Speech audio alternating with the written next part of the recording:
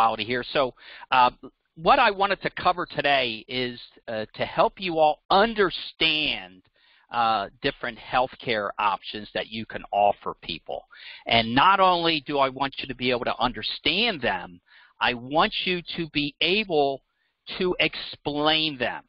And that's very, very important, because many times you just don't always have the time to be able to explain it in the time frame that you really need to. So one of the things I want to talk to you about here is how to, and really an elevator pitch, okay? An elevator pitch is, think of you're on an elevator in the ground, and you get in the elevator with someone, and by the time the elevator has done its elevation to where you're going, you needed to be able to tell your story, and that's what an elevator pitch is all about. And that's just a great, in the art of sales, that is a term that certainly has been around a long time, and I'll talk about that here in a little bit in the presentation. We talk about who we are. Well, I talk about that all the time. That's what brings us here, and truly an opportunity to build a business in an exploding market right now and being part of that.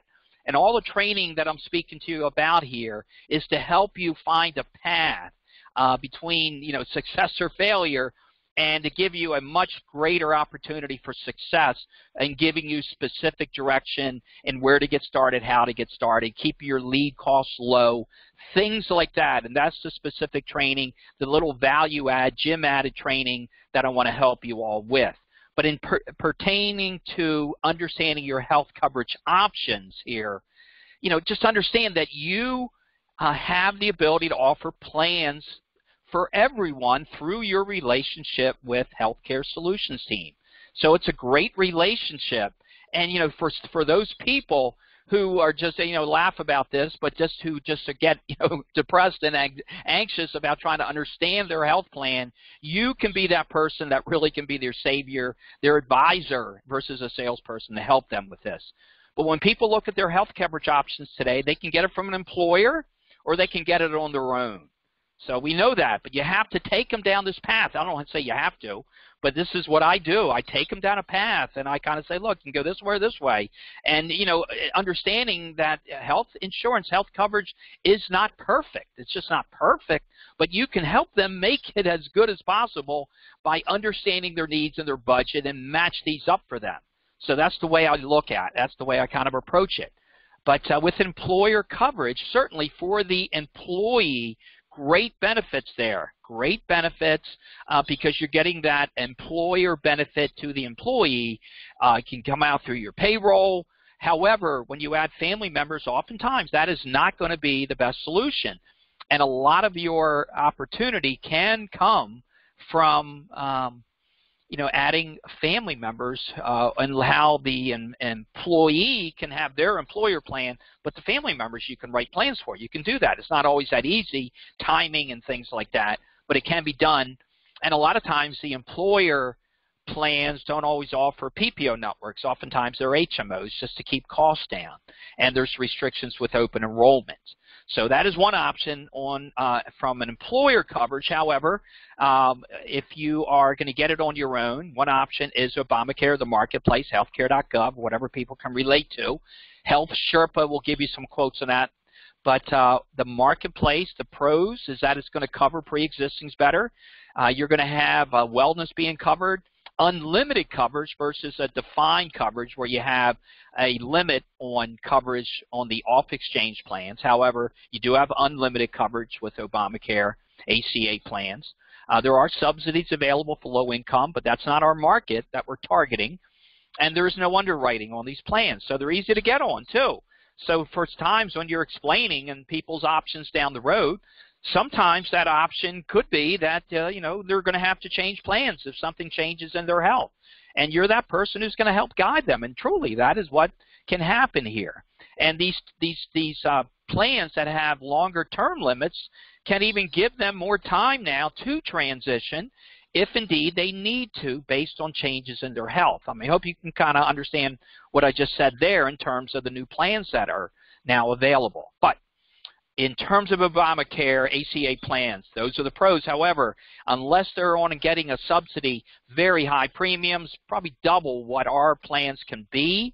You know, people get on a bronze plan, they're just paying everything out of pocket. And if you look at the recent trends over the last 5 months, you're seeing improvements to private health coverage, and you're seeing lesser coverage for the ACA plans. You think there's any reason for that in the administration? That is the trend right now. And it's a very good trend for folks who enjoy the benefits of private health insurance. So, I mean, that is what's happening now. But that is Obamacare. But then our market, our specialty is the off-exchange. So let's talk about that. So on the off-exchange, yes, these are not meant for pre-existing conditions. You know, and at times you just kind of, you know, you're not a doctor. You don't know what's in people's medical records and so forth, but you do have questions that you ask, and it's a screening process. And, you know, you have a license to protect. You've got to write good business. This is because it's helping people. And it shouldn't be hard to do when, you know, from some of these are obvious questions that you would ask.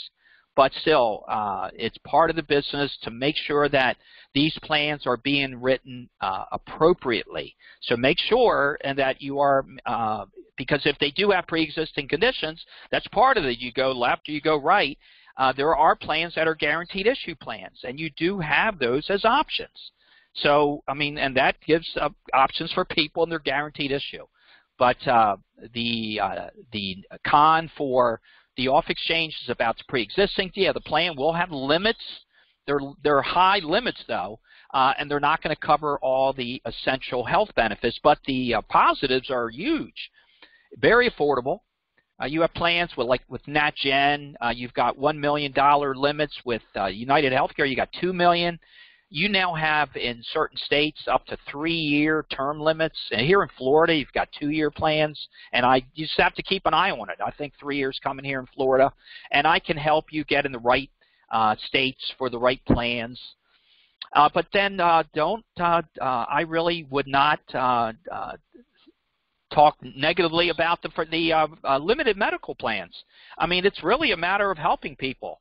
About the type of coverage they're really looking for, because when people pay a premium and they go to a doctor and they get a $150 bill, sometimes they don't like that, and you know, right there that's telling me that somebody has got a deductible and they don't understand the deductible. So it's also an opportunity if that person is not your client, and you know you're talking to them and they just are expressing to you their dissatisfaction with their current plan. So when you understand these plans and you understand what people are looking for, that's truly where you can blend. I mean, you're trying to get them in a plan that they are looking for their needs. And I want to try to explain that a little bit more here.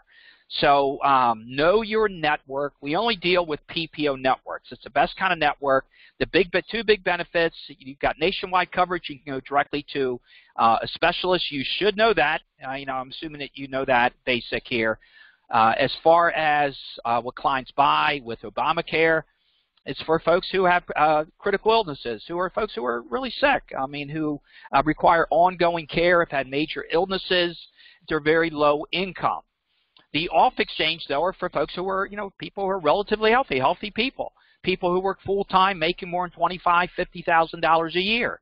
And, you know, it varies on there. And I know it really depends on the way people make money and so forth that they're unsure about.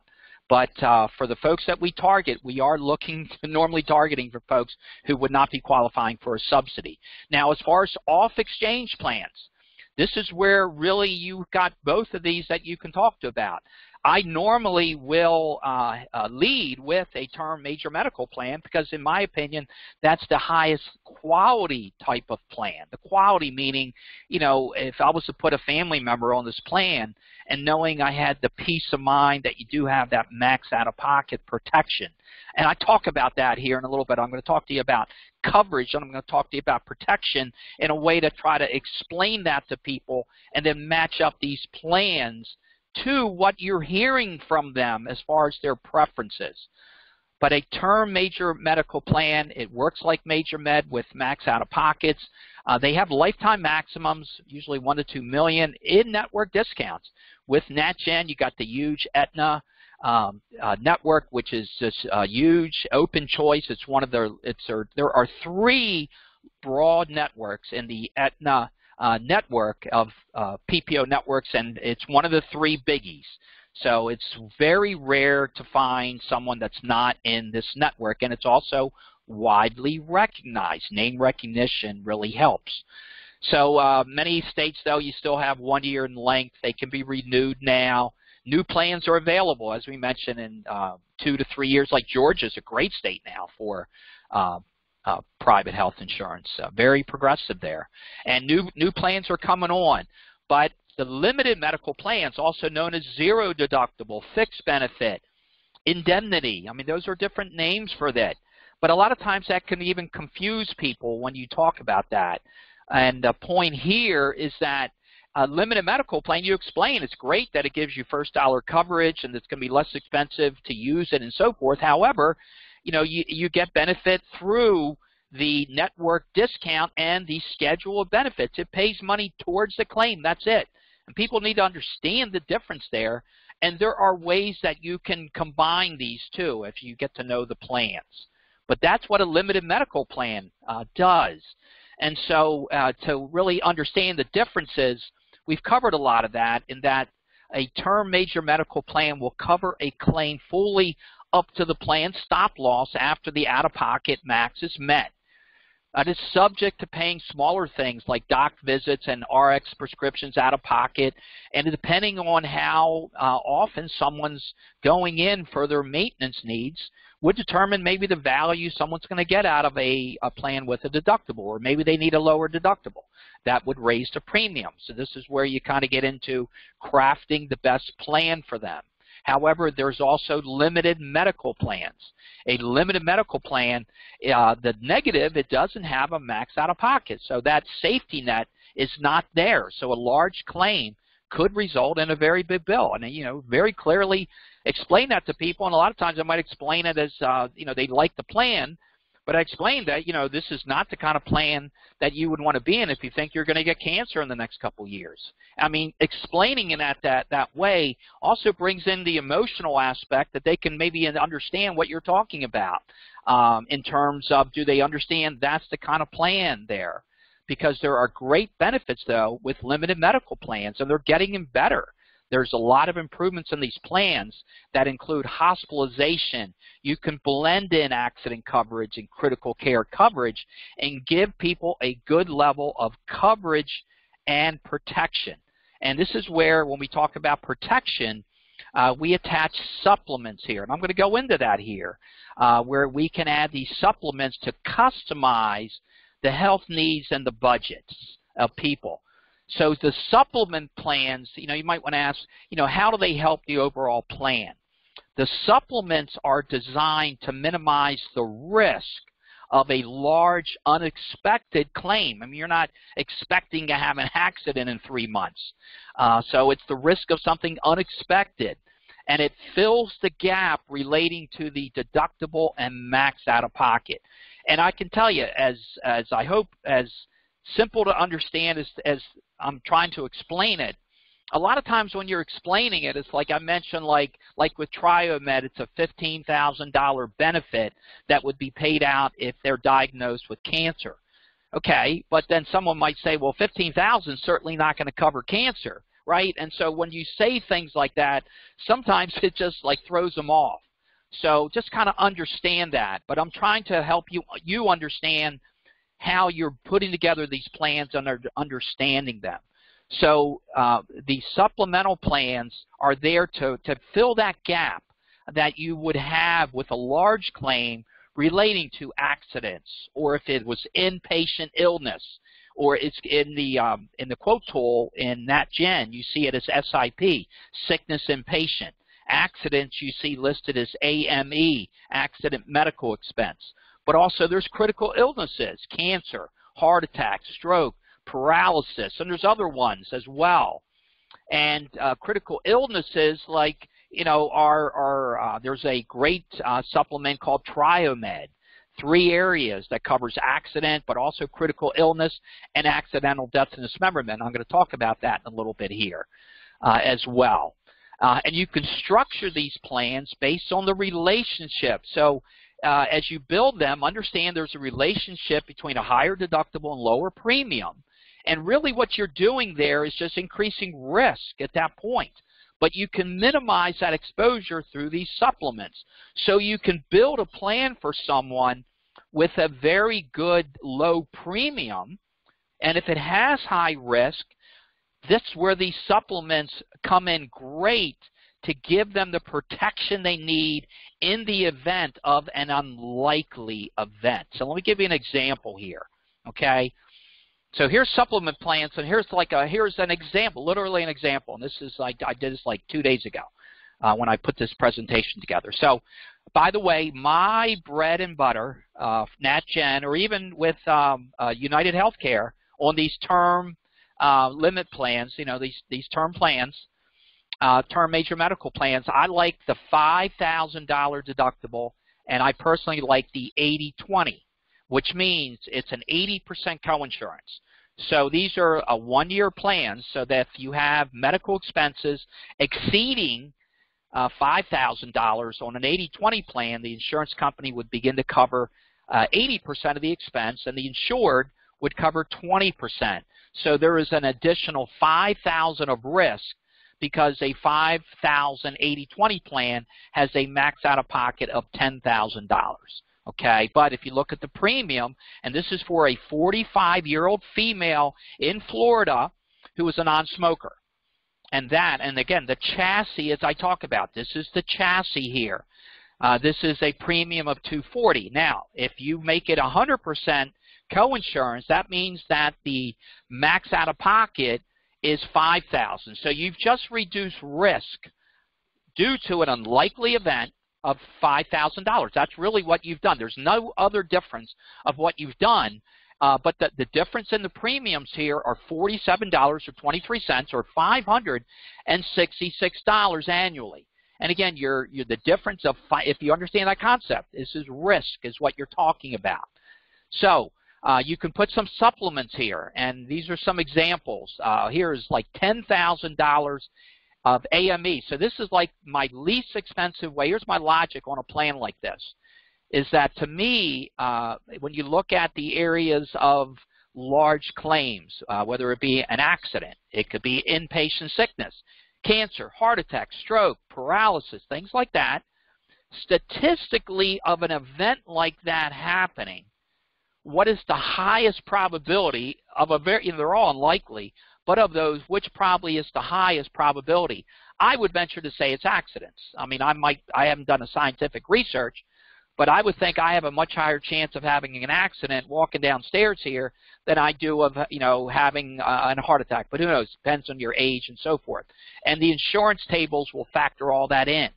But if you're looking to really give people a little bit of protection for a lot of protection for a very little bit amount of money, a 10K AME is a really good choice. It's only $18.46.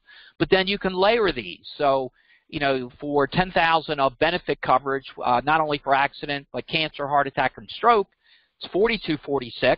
And then you have an area that is really great. And it's, again, the three broad areas of accidents, or of like critical illness like cancer, heart attack, or stroke, or sickness and patient. All three of them combined is $76.10. So I hope you understand the concept here of the gap pertaining to risk, the gap pertaining to the type of events that could cause a large claim.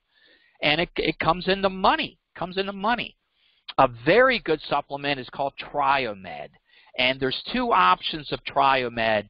It's going to come with a $15,000 benefit that I'm showing here that's $50.60. Trio meaning 3. It provides a $15,000 benefit in the event of diagnosis of critical illness, of accidental death and dismemberment. That's the second area, and $5,000 towards AME, accident medical expense.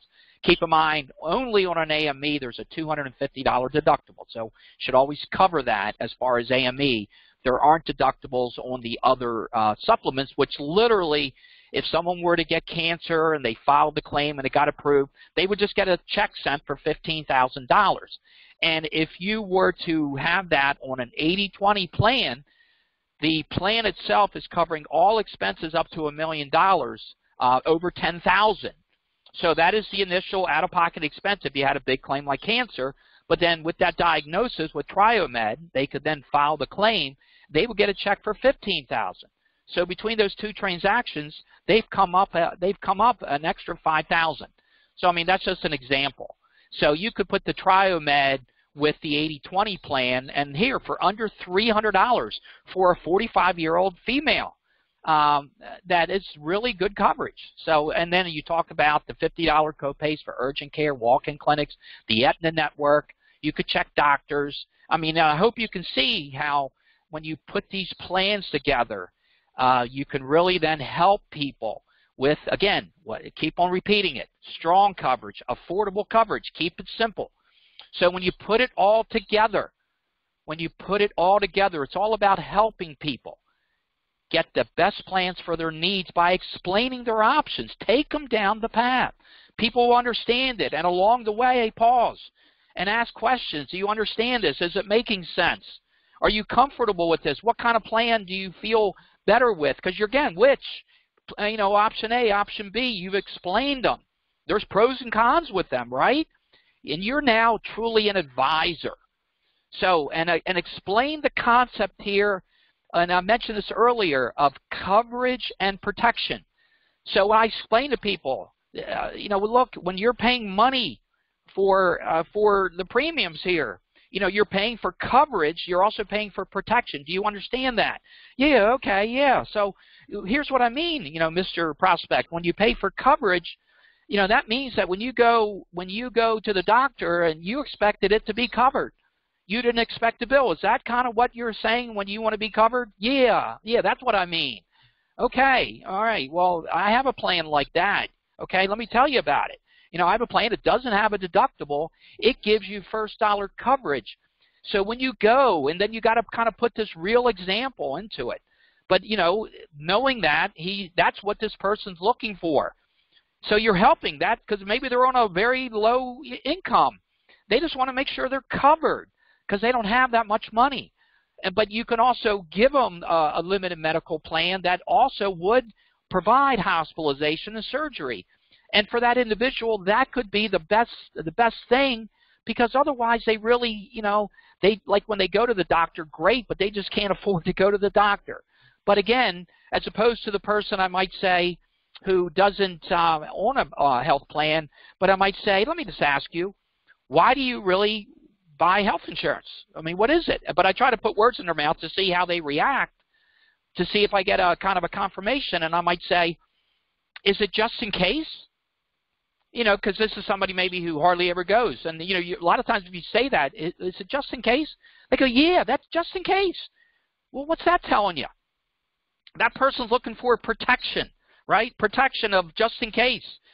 I sometimes use an analogy of a negative lottery. We have a very low chance of winning the lottery, but we also have a very low chance of having a negative lottery, like a negative event in our life. That's called a negative lottery. But they're out there. They're out there. And that's protection. So, if you explain it to people in that way, when you're paying money, understand that. And, I can help you go either way.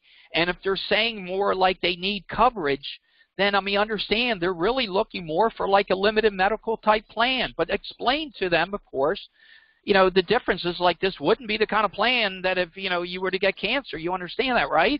It's going to give you some coverage, but, if that's something you're concerned about, then I can help you more. But again, be that advisor. Be that advisor. And then as you get close and you really feel that you've identified the right plan for them and you're kind of talking about next steps, I definitely keep on selling, right? ABC, always be closing, because, we're professional salespeople as well. This is our job, to help as many people as possible. But when you're helping them, and it's a beautiful thing. But you also want to help them along the way. So I am emphatic about 7x24 support. And I've always been that way, even in the corporate world. And I will just tell you, for the amount of effort it has taken me to live up to being that kind of person versus the reputation that it gives you, or the good name that it gives you, far exceeds it. So if you ever thought about that, like you could be inundated, or why would you tell someone that if that's just something you wouldn't want to do? Man, 7x24 support is great, and just make sure you can live up to it, and that's helped me in my business. So make sure that we're just not writing plans, that we're helping them to use them. This is the value added that you can offer people. So with that said, now let's talk about the elevator pitch. So I'm going to help you here and build an elevator pitch for yourself. So just want to start giving some thought here before we get into the meat here a little bit. So think about it. So think somebody walked up to you right now and said, hey, or somebody maybe you don't know that well, but you're meeting and you're trying to make a good impression. And they said, what do you do? Okay, what are you going to say? All right, so think about that for a second. And as you do that, let's think about some of the essentials of what I just asked you. So here's are some elevator pitch essentials. Number one, and think about it, it's kind of funny, you're on an elevator, right? Floor 1, floor 2, floor 3, floor 4. But it's like, you know, who are you? Okay? And then what do you do? Okay, you're starting to get up there, you're kind of, okay, you know, you're trying to get people focused on, you know, what is the story here? But then what makes you unique? I'm going to one day do a little presentation here on the Gong Show, by the way. For those of you real quick, Chuck Barris in the 80s, the Gong Show. Because if you were not unique on the Gong Show, you got gonged. And when you're doing outbound calling, you don't want to get gonged. So this is part of the whole elevator pitch here, folks. You don't want to get gonged. So you have to quickly make yourself unique. And you are unique. You know why? Because you have plans for everyone. And you can help them with health coverage. And you're going to incorporate that into your elevator pitch. But you quickly got to say, who are you? What do you do? What makes you unique? And how do you do it? And who does it affect? So just kind of keep all that in mind here. And let me give you an example here of myself. Okay, so here's a starter elevator pitch example. Okay. So hey, Jim, hey, you're meeting this person, and I'm in the elevator with them. Hey, my name's Jim Martelo. I'm a health insurance advisor. I help people find strong and affordable health coverage. And, you know, what makes me unique is that I'm a full-service broker. I have access to the most popular plans with the major carriers in your area, and I understand health coverage. And I would find you the best plans for your needs and budget, because I have plans for everyone. Now, with that said, what's your current situation with health coverage? Okay? All right, off script here. So, but if you kind of understand the different elements there about a quick introduction, what you do, but real quickly, a positive, I help people. But real quickly, I keep on talking about that. Two main things, strong and affordable health coverage. That's a good starting point, folks. Make them strong, make them affordable. People will keep on listening. But then, you know, what makes you unique? Because these folks are getting called by how many people, right? So you've got to quickly distinguish yourself, because while other people might profess to be plans for everyone, you truly know that you do have plans for everyone. So that's what makes you unique, because you have access to the most popular plans with the major carriers. And as you get good at this business, you will be able to understand it. And as you say your elevator pitch, you're going to be able to say it with confidence and conviction. And it's going to help you proceed to be able to help people. It's really that simple. So when you focus on helping people with the products that's best for their needs, you just, you know, you're off script, right? You're just talking about something that you understand. And if you really are just saying, and if you really, like a doctor intuitively, you know, a doctor with years of experience can quickly say, oh, I think that's what's wrong with you. You're like, wow, how'd you figure that out? And that comes from experience. You too, as you get to understand these products, and just focus on helping them. Again, coverage, protection. What's their term length? What do they need? You know, what's their budget? Budget's critical.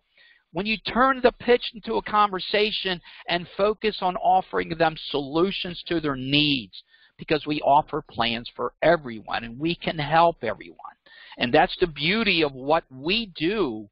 And when we do it, we can not only help people, but make a lot of money doing it. So let's think about next steps here in general. Okay, so And what I mentioned, I hope that helps, because when we think about it, what I just talked about is when you are already starting to generate, somebody you're talking to, with this, and you're really trying to craft the plans and helping them with what their needs are with the plans. But you got to understand the plans, okay? But again, when we put it all together, right now, here and now, you're on this call, you're getting contracted, you're getting ready, and getting into that cycle, that kind of positive cycle. Remember, we talked about the power of habits, having a professional work environment with the recommended tools, that daily structure and discipline. I mean, you got to get into it if you're not already, because it's going to definitely improve your probability of success in this business. And you got to focus on daily activity, daily lead generation. Right now, if you're brand new, that's what you got to focus on, because if you cannot generate leads, it really doesn't matter, because you won't remain in the business. It just mathematically won't work that way. And that's why I'm so really focused on lead generation when you're getting started. And that is what that training talks about. You should see all that in the broker portal that I have for your training. You've got to expect challenges. You got to have a strong mindset. Again, you got to think of smaller goals, 4 warm leads a day, but you do that 6 days a week, 24, 25 a week, it builds up. It builds up. It really does. So challenge yourself. Keep a smile on your face. Things get a lot easier when you get better at them, when you start really thinking of yourself as a true sales professional, marketing professional, health advisor professional. Put it all together. It's a filtering process. This is where it all starts, though, okay? So you just got to remember, it's all about consistency. To get started, that lead generation process. If you haven't watched my videos, again, I'm going to keep on harping on it, because those videos help you to really create your own lead generation process that's very cost effective. So by all means, stay plugged in with me on Skype. Okay, I mean, that's the best way. I've had some of you now schedule the one-on-ones. We've talked. They've been very effective, very, very effective. So jim.martello1 on Skype. But right now, I can just tell you, it is showtime. It's ready to go. So thank you all for participating, but we're not done here. I'm going to take it off of the presentation mode, I know that due to some of the original part, and it was my fault on the muting, we had some people leave, but this is all being recorded as well. So with that said, I'm going to take it off recording now, but I'm going to open it up for questions.